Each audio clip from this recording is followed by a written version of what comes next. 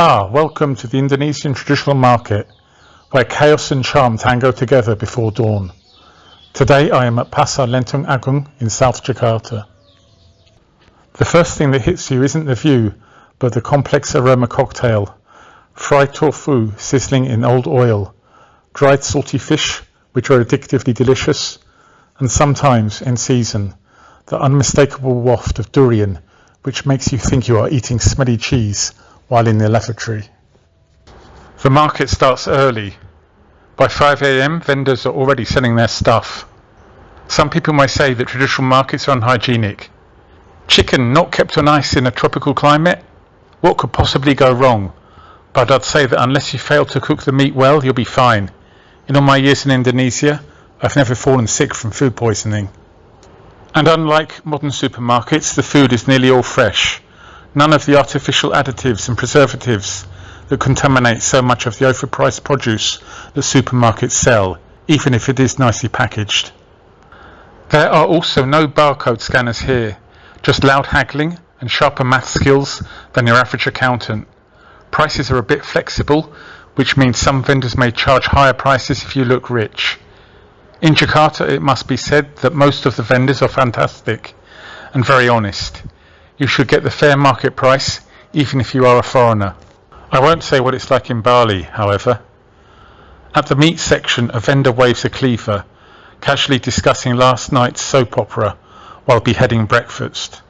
That cow, in its last moment, has the same thought as you. This escalated quickly. Then there's the fish section, a sensory experience that separates tourists from veterans. Rows of glistening fish stare back, their glassy eyes judging your life choices. The floor is slick with melted ice and mystery fluids. The spice section looks somewhat like a medieval apothecary. The air is thick with fragrance, and if not used to it, a mild existential crisis about how many spices you've never heard of.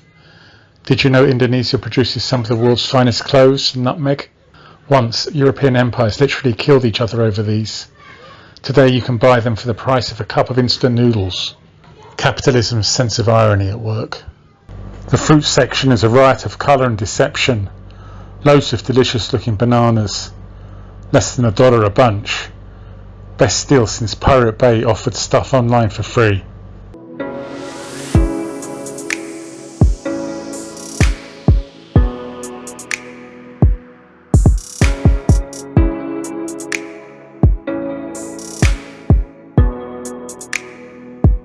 By the time you reach the exit, you're barely able to carry the plastic bags that are threatening to tear through your hands because they are so heavy.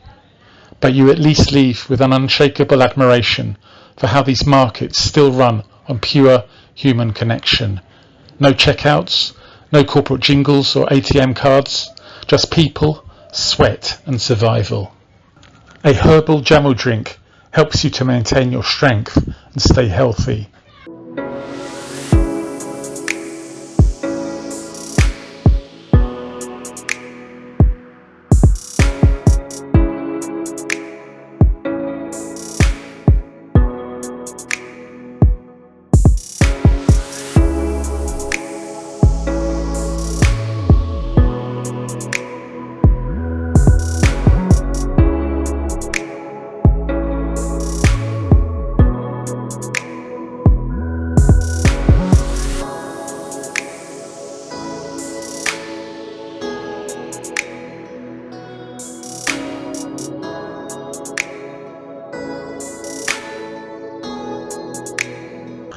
But the experience is not yet over, because there are also vendors who sell stuff outside the market by the street. They are willing to block the streets as they can sell stuff to buyers too lazy to visit the market, and they also save money from not having to rent a market stall. As you make your final purchase, an Ibil calls out, "Come again, mister," and he probably will. Because once you've survived the glorious pandemonium of a traditional Indonesian market, every sanitized supermarket feels like a soulless and forgettable museum.